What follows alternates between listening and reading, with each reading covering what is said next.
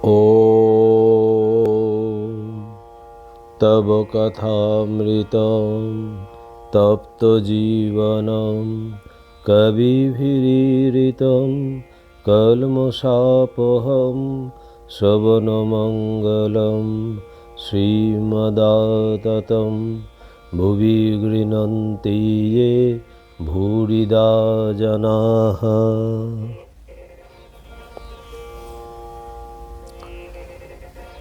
শ্রী শ্রী রামকৃষ্ণ কথামৃত পঞ্চম ভাগ,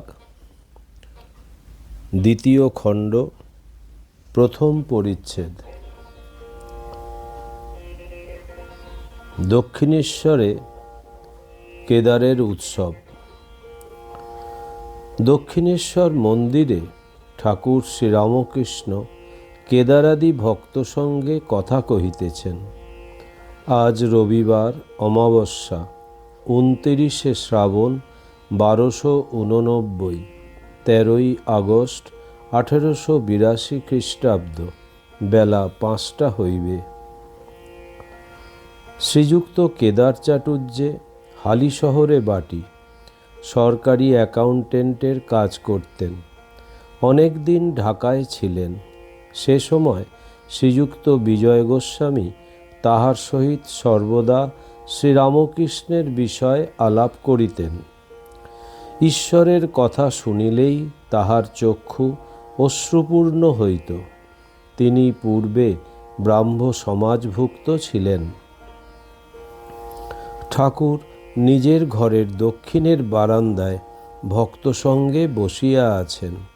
রাম, মনমোহন, সুরেন্দ্র, রাখাল, ভবনাথ, মাস্টার প্রভৃতি অনেক ভক্তেরা উপস্থিত আছেন।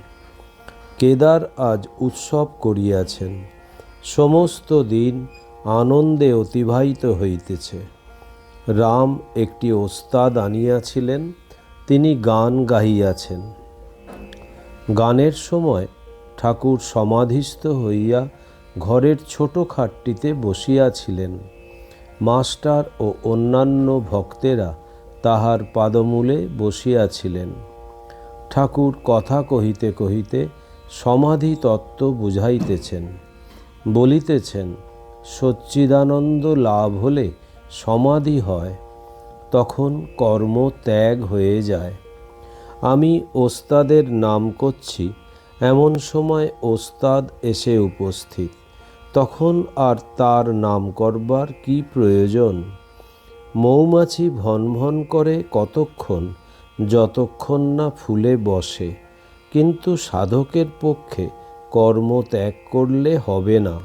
পূজা, জপ, ধ্যান, সন্ধ্যা কবচাদি, তীর্থ সবই করতে হয়। লাভের পর যদি কেউ বিচার করে, সে যেমন মৌমাছি মধু পান করতে করতে আধো আধো গুনগুন করে। ওস্তাদটি বেশ গান গাহিয়াছিলেন। ঠাকুর প্রসন্ন হইয়াছেন। তাহাকে বলিতেছেন, যে মানুষে একটি বড় গুণ আছে, যেমন সঙ্গীত বিদ্যা, তাতে ঈশ্বরের শক্তি আছে বিশেষ রূপে। ওস্তাদ বলিতেছেন, মহাশয়, কি উপায় তাকে পাওয়া যায়? শ্রীরামকৃষ্ণ, ভক্তি সার। ঈশ্বর তো সর্বভূতে আছেন, তবে ভক্ত কাকে বলি? যার মন সর্বদা ঈশ্বরেতে আছে। আর অহংকার অভিমান থাকলে হয় না। আমিরূপ ঢিপিতে ঈশ্বরের কৃপারূপ জল জমে না, গড়িয়ে যায়। আমি যন্ত্র। কেদারাদি ভক্তদের প্রতি সব পথ দিয়ে তাকে পাওয়া যায়। সব ধর্মই সত্য। ছাদে উঠা নিয়ে বিষয়। তা তুমি পাকা সিঁড়ি দিয়েও উঠতে পারো, কাঠের সিঁড়ি দিয়েও উঠতে পারো, বাঁশের সিঁড়ি দিয়েও উঠতে পারো। যদি বলো ওদের ধর্মে অনেক ভুল কুসংস্কার আছে, আমি বলি তা থাকলেই বা সকল ধর্মেই ভুল আছে। সবাই মনে করে আমার ঘড়ি ঠিক যাচ্ছে, ব্যাকুলতা থাকলেই হলো। তার উপর ভালোবাসা টান থাকলেই হলো। তিনি যে অন্তর্যামী, অন্তরের টান ব্যাকুলতা দেখতে পান। মনে করো এক বাপের অনেকগুলি ছেলে। বড় ছেলেরা কেউ বাবা, কেউ পাপা এই সব স্পষ্ট বলে তাকে ডাকে। আবার অতি শিশু ছোট ছেলে হদ্দ বা পা কি পা এই বলে ডাকে। যারা বাপ কি পা পর্যন্ত বলতে পারে, বাবা কি তাদের উপর রাগ করবেন? বাবা জানেন যে ওরা আমাকেই ডাকছে, তবে ভালো উচ্চারণ করতে পারে না। বাপের কাছে সব ছেলেই সমান। আবার ভক্তেরাও তাকেই নানা নামে ডাকছে, এক ব্যক্তিকেই ডাকছে। এক পুকুরের 4টি ঘাট। হিন্দুরা জল কাচ্ছে, এক ঘাটে বলছে জল। মুসলমানরা আর এক ঘাটে খাচ্ছে, বলছে পানি। ইংরেজেরা আর এক ঘাটে খাচ্ছে, বলছে ওয়াটার। আবার অন্য লোক এক ঘাটে বলছে অ্যাকোয়া। এক ঈশ্বর, তার নানা নাম। দ্বিতীয় পরিচ্ছেদ। সার্কাস রঙ্গালয়ে গৃহস্থের ও অন্যান্য কর্মীদের কঠিন সমস্যা ও শ্রীরামকৃষ্ণ। শ্রীরামকৃষ্ণ শামপুকুর বিদ্যাসাগর স্কুলের দ্বারে গাড়ি করিয়া আসিয়া উপস্থিত। বেলা 3টা হইবে। গাড়িতে মাস্টারকে তুলিয়া লইলেন। রাখাল ও আরও 2-1টি ভক্ত গাড়িতে আছেন। আজ বুধবার 15ই নভেম্বর 1882 খ্রিস্টাব্দ, 30শে কার্তিক, শুক্লা পঞ্চমী। গাড়ি ক্রমে চিতপুর রাস্তা দিয়া গড়ের মাঠের দিকে যাইতেছে। শ্রীরামকৃষ্ণ আনন্দময়, মাতালের ন্যায়। গাড়ির একবার এধার একবার ওধার মুখ বাড়াইয়া বালকের ন্যায় দেখিতেছেন, আর পথিকদের উদ্দেশ্যে ভক্তদের সঙ্গে কথা কহিতেছেন। মাস্টারকে বলিতেছেন, দেখো সব লোক দেখছি নিম্নদৃষ্টি, পেটের জন্য সব যাচ্ছে, ঈশ্বরের দিকে দৃষ্টি নাই। শ্রীরামকৃষ্ণ আজ গড়ের মাঠে উইলসনের সার্কাস দেখিতে যাইতেছেন। মাঠে পৌঁছিয়া টিকিট কেনা হইল, 8 আনার অর্থাৎ শেষ শ্রেণীর টিকিট। ভক্তেরা ঠাকুরকে লইয়া উচ্চ স্থানে উঠিয়া এক বেঞ্চির উপর বসিলেন। ঠাকুর আনন্দে বলিতেছেন, বাহ, এখান থেকে বেশ দেখা যায়। রঙ্গস্থলে নানারূপ খেলা অনেকক্ষণ ধরিয়া দেখা হইল। গোলাকার রাস্তার ঘোড়া দৌড়িতেছে, ঘোড়ার পৃষ্ঠে এক পায়ে বিবি দাঁড়াইয়া। আবার মাঝে মাঝে সামনে বড় বড় লোহার রিং চক্র।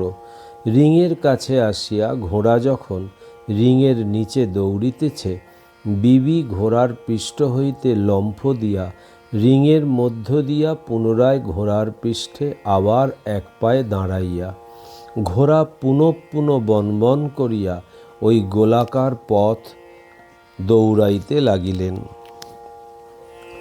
বিবিও আবার ওইরূপ পৃষ্ঠে দাঁড়াইয়া। সার্কাস সমাপ্ত হইল। ঠাকুর ভক্ত সঙ্গে নামিয়া আসিয়া ময়দানে গাড়ির কাছে আসিলেন। শীত পড়িয়াছে। গায়ে সবুজ বনাত দিয়া মাঠে দাঁড়াইয়া কথা কহিতেছেন। কাছে ভক্তেরা দাঁড়াইয়া আছেন। একজন ভক্তের হাতে বেটুয়াটি মশলার ছোট থলেটি রহিয়াছে। তাহাতে মশলা, বিশেষত কাবাব চিনি আছে।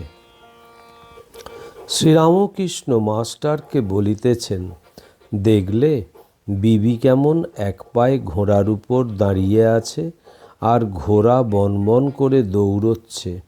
কত কঠিন, অনেক দিন ধরে অভ্যাস করেছে, তবে তো হয়েছে।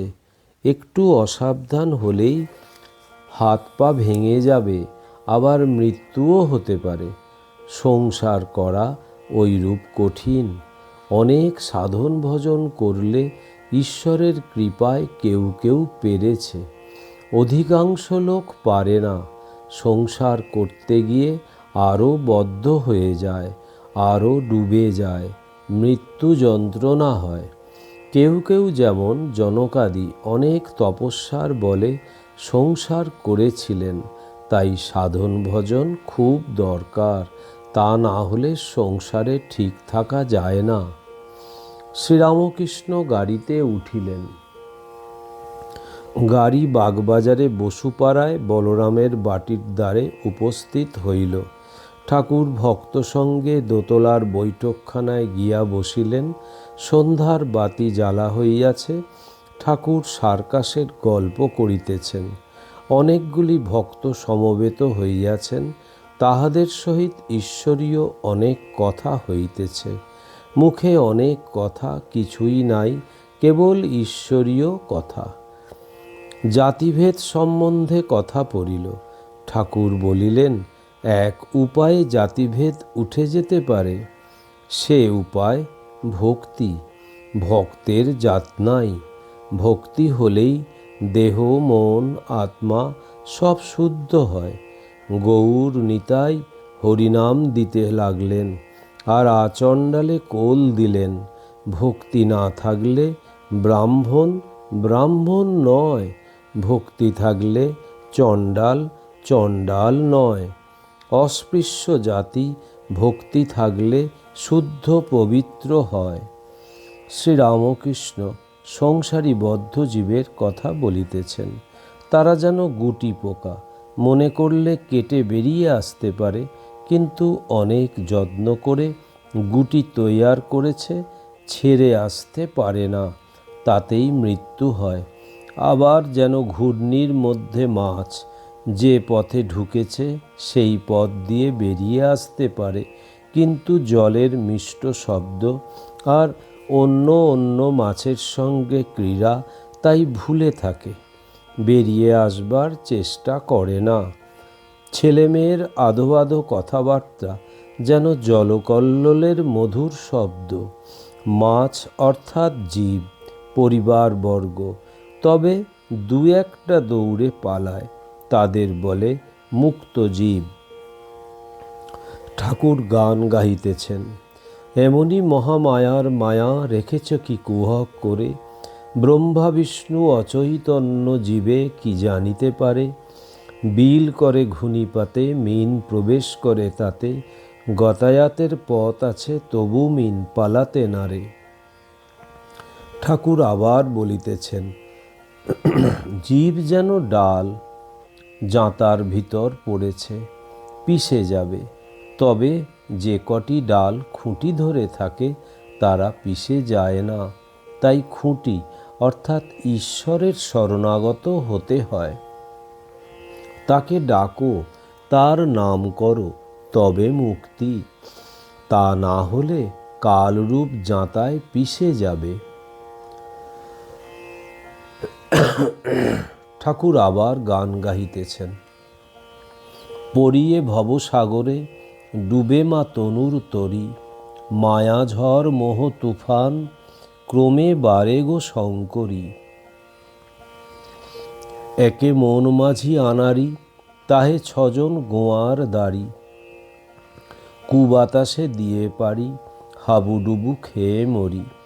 ভেঙে গেল ভক্তির হাল, ছিঁড়ে পড়ল শ্রদ্ধার পাল, তরি হলো বানচাল, উপায় কি করি। উপায় না দেখি আর, অকিঞ্চন ভেবে সার, তরঙ্গে ভেঙে গেল ভক্তির হাল, ছিঁড়ে পড়ল শ্রদ্ধার পাল, তরি হলো বানচাল, উপায় কি করি। উপায় না দেখি আর, অকিঞ্চন ভেবে সার, তরঙ্গে দিয়ে সাঁতার, শ্রী দুর্গা নামের ভেলা ধরি। বিশ্বাসবাবু অনেকক্ষণ বসিয়াছিলেন, এখন উঠিয়া গেলেন। তাহার অনেক টাকা ছিল, কিন্তু চরিত্র মলিন হওয়াতে সমস্ত উড়িয়া গিয়াছে। এখন পরিবার, কন্যা প্রভৃতি কাহাকেও দেখেন না। বলরাম তাহার কথা পাড়াতে ঠাকুর বলিলেন, ওটা লক্ষ্মী ছাড়া দরিদ্রের। গৃহস্থের কর্তব্য আছে, ঋণ আছে, দেব ঋণ, পিতৃঋণ, ঋষি ঋণ, আবার পরিবারদের সম্বন্ধে ঋণ আছে। সতী স্ত্রী হলে তাকে প্রতিপালন, সন্তান দিগকে প্রতিপালন যতদিন না লায়েক হয়। সাধুই কেবল সঞ্চয় করবে না, পঞ্ছি আউর দরবেশ সঞ্চয় করে না, কিন্তু পাখির ছানা হলে সঞ্চয় করে। ছানার জন্যে মুখে করে খাবার নিয়ে যায়। বলরাম: এখন বিশ্বাসের সাধুসঙ্গ করবার ইচ্ছা। শ্রীরামকৃষ্ণ সহাস্যে: সাধুর কমণ্ডলু 4 ধাম ঘুরে আসে, কিন্তু যেমন তেতো তেমনি তেতো থাকে। মলয়ের হাওয়া যে গাছে লাগে সেসব চন্দন হয়ে যায়, কিন্তু শিমুল, অশ্বত্থ, আমড়া এরা চন্দন হয় না। কেউ কেউ সাধু সঙ্গ করে গাঁজা খাবার জন্য। হাস্য: সাধুরা গাঁজা খায় কি না, তাই তাদের কাছে এসে বসে গাঁজা সেজে দেয় আর প্রসাদ পায়। সকলের হাস্য। ওম নিরঞ্জনম নিত্যম অনন্তরূপম ভক্তানুকম্পাধীত বিগ্রহং বৈ ঈশাবতারম পরমেশমিড্ডম তং রামকৃষ্ণং শিরসা নমামহম। শ্রীরামকৃষ্ণ অর্পণমস্তু।